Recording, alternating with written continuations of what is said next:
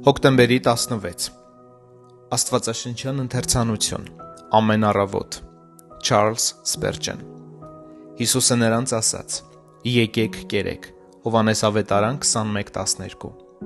Այս խոսքերով հավատացյալը հրավիրում է Հիսուսի հետ սուրբ մտերմության։ Եկեք կերեք բառերը նշանակում են ընդհանուր սեղան և ընդհանուր կերակուր։ Իսկ երբեմն էլ նաև այդ սեղանի շուրջ տեղ փրկչի կողքին։ Ընդհանուր առմամբ այս խոսքերը նշանակում են հրավեր խնջույքի տուն, որտեղ ծածանվում է փրկագնող սիրո դրոշը։ Եկեք կերեք։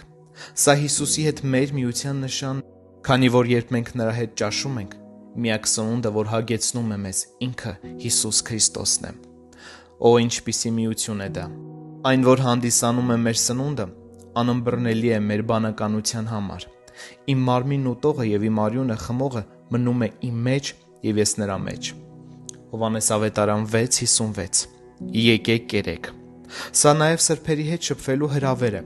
Որոշ հարցերում քրիստոնյաները կարող են ունենալ տարբեր կարծիքներ,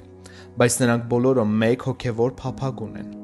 Եթե մենք ընդունակ չենք նույն կերպ զգալու, մենք կարող ենք նույն կերպ հագենալ կենաց հացով։ Հիսուսի հետ խնջույքի սեղանին կա մեկ հաց, մեկ բաժակ։ Երբ բաժակը փոխանցվում է բոլորիս, մենք հաստատում ենք մեր արյունակցական ազգակցությունը Հիսուսին։ Մոտեցիր նրան և կտեսնես, որ ավելի սերտորեն ես հոգով կապված բոլոր նրանց հետ, ովքեր քեզ նման սնվում են երկնային մաննայով։ Եթե մենք մոտ ենք Հիսուսին, ապա մոտ ենք նաև իրար։ Եկեք կերեք խոսքերով ուժի աղբյուր կա յուրաքանչյուր քրիստոնյայի համար։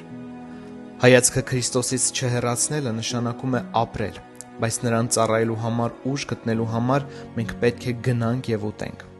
Մեր աշխատանքն անօգուտ է, երբ մենք անտեսում ենք Քրիստոսի այդ հրահանգը։ Մենք բոլորովին քաղցի դիետա պահելու կարիք չունենք։ Ընդհակառակը, մենք պետք է հագենանք ավետարանի ճարպով և ձիթայուղով, որպեսզի դրանից ուժ և եռանդ ստանանք Տիրոջը ծառայելու համար։ Եվ այսպես, եթե փափագում ես Հիսուսին ճանաչել, մտերմանալ և միավորվել նրա հետ, սիրել նրա ժողովրդին և զորություն ստանալ Տիրոջից,